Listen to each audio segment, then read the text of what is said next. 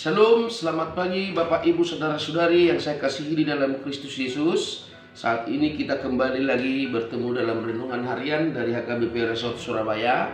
Pada hari ini, hari Sabtu tanggal 27 Desember 2025. Sebelum kita mendengarkan firman Tuhan, terlebih dahulu kita berdoa.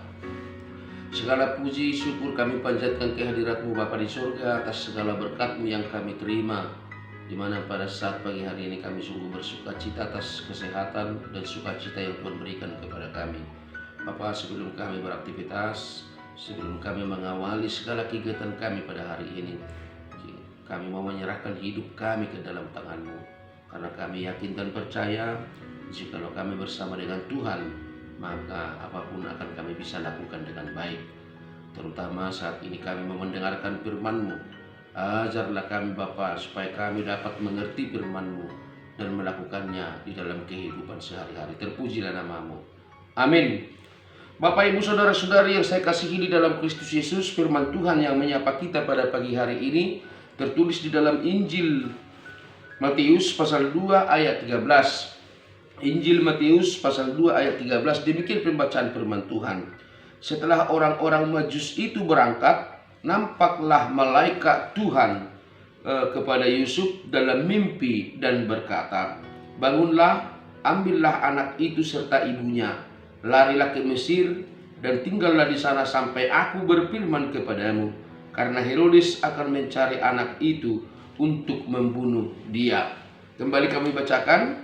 Setelah orang-orang Majus itu berangkat, nampaklah malaikat Tuhan kepada Yusuf dalam mimpi dan berkata, "Bangunlah, ambillah anak itu serta ibunya, larilah ke Mesir dan tinggallah di sana sampai aku berfirman kepadamu, karena Herodes akan mencari anak itu untuk membunuh dia." Demikian pembacaan firman Tuhan. Bapak, Ibu, Saudara-saudari yang saya kasihi di dalam Kristus Yesus, maksud Allah Bapa untuk keselamatan umat yang Dia kasihi melalui Yesus Kristus itu tidak boleh gagal. Kita melihat bahkan di pesan Natal atau khotbah pada tanggal 25 kemarin, kita sudah mendengarkan khotbah yang tertulis dari Lukas 2 ayat 1 sampai ayat 7, yaitu kelahiran Yesus. Di sana kita melihat bagaimana Tuhan Allah itu merancang keselamatan umatnya dengan baik. Kita melihat melalui Injil Lukas pasal 2 tersebut, bagaimana Tuhan memakai Quirinius untuk melakukan sensus penduduk yang tujuannya adalah untuk pendataan pajak bangunan dan pajak perorangan atau kepala. Namun situasi itu Tuhan pakai seperti apa yang dikatakan oleh Mika dalam Mika pasal 5 ayat 1, "Oh Betlehem Efratah, engkau sungguh kecil, tetapi daripadamu akan lahir juru selamat." Artinya melalui program atau pendataan atau sensus penduduk itu, maka Yesus akan lahir di Betlehem. Itu dari situ kita melihat bahwa rancangan keselamatan itu, umat manusia itu sudah dirancang Allah dengan baik. Tak satu pun boleh ada yang mengganggu atau membatalkan itu. Dan ini juga kita lihat di dalam nas ini, Bapak, Ibu, Saudara-saudari, itu kembali dibuktikan ketika Allah melalui malaikatnya bertemu dengan Yusuf dalam mimpi. Dia memberitahukan bahwa supaya Yusuf segera membawa Yesus dan ibunya Maria ke Mesir. Artinya Allah mau mengatakan kepada Yusuf bahwa ada Herodes yang akan membunuh Yesus, membunuh anak tersebut.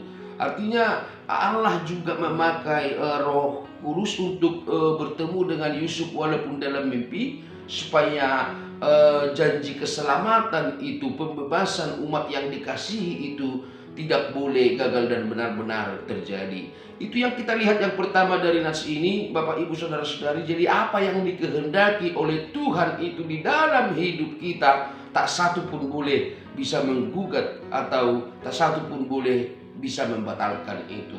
Itu yang pertama yang kita lihat. Lalu yang kedua, Bapak, Ibu, Saudara-saudari, marilah hidup taat kepada Tuhan. Marilah hidup taat kepada Tuhan, maka yang Tuhan kehendaki dan yang kita kehendaki pastinya akan terjadi di dalam hidup kita masing-masing. Kita melihat bagaimana Yusuf itu hidup taat kepada Tuhan. Setelah dia bangun dan dia membawa Yesus dan Maria lari, artinya menghindari pembunuhan itu. Begitu juga di dalam hidup kita ini. Kalau kita takut, taat, peka terhadap panggilan Tuhan, terhadap suruhan Tuhan di dalam hidup kita, maka keselamatan, sukacita, kebahagiaan itu akan menjadi milik kita. Artinya ketika kita tidak peka terhadap suruhan, terhadap suara Tuhan, suara Roh yang menyuruh kita, yang mengingatkan kita akan kesalahan dan dosa-dosa kita, maka kita akan selalu terjerumus ke dalam dosa, kepada perbuatan-perbuatan dunia. Ada banyak sekali Bapak Ibu Saudara-saudari yang membuat kita di dalam hidup kita ini sepertinya terancam, baik dalam pekerjaan, usaha, bisnis, ya, kebiasaan, kegiatan kita. Ada banyak sekali yang membuat kita di hidup kita ini seolah-olah terancam.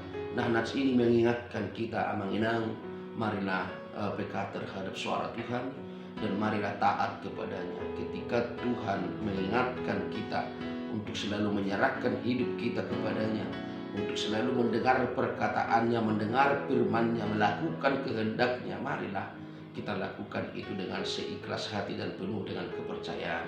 Maka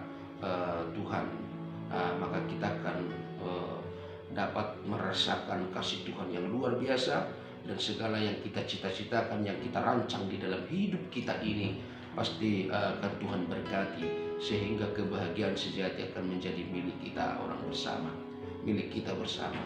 Untuk itu amang-inang, marilah ini masa untuk menguji kesetiaan kita sebagai umat tebusan. Kembali kami katakan bahwa saat ini kita merayakan pesta Natal. Tentu Bapak Ibu Saudara-saudari, itu hanya perayaan. Bagaimana kita mengingat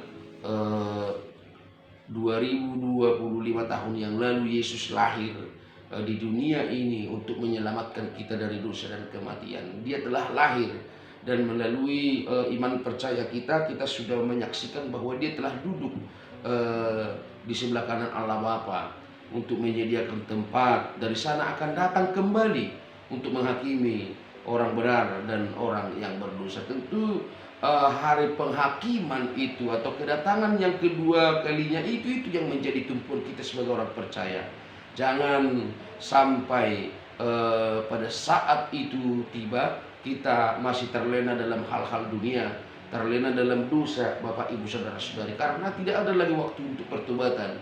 Itu adalah waktunya pemisahan, sehingga inilah saatnya, masa-masa untuk betul-betul mengabdi kepada Tuhan, untuk betul-betul bertobat, meninggalkan segala kejahatan, meninggalkan segala kesalahan kita di dalam hidup kita. Dan ini masanya untuk taat kepada Tuhan dan jeli serta peka mendengarkan firman-Nya kepada kita. Untuk itu Bapak Ibu Saudara-saudari, mari buka hati dan pikiran kita untuk lebih dekat dengan Tuhan. Maka Tuhan akan memberkati kita, memberikan sukacita bagi kita yang luar biasa. Semoga kita dimampukan amang-inang untuk melakukan kehendak Tuhan di dalam hidup kita masing-masing. Amin. Kita berdoa. Terima kasih Bapa atas firman-Mu yang menyapa kami pada pagi hari ini. Biarlah firman-Mu berakar dan berbuah di dalam kehidupan kami, sehingga kami layak menjadi saksi-saksi-Mu di dalam perjalanan hidup kami masing-masing. Kami serahkan hidup kami hanya ke dalam tangan pengasihan-Mu. Kami yakin dan percaya Tuhan menuntun kami, maka apapun bisa kami lakukan dengan baik. Terpujilah nama-Mu Bapa. Hapuskan kami dari segala dosa pelanggaran kami, supaya kami layak menerima segala berkat-Mu. Terpuji termulialah nama-Mu sekarang sampai selama-lamanya. Amin. Selamat Natal menjelang tahun baru Bapak Ibu Saudara-saudari. Selamat beraktivitas, selamat berakhir pekan. Tuhan memberkati.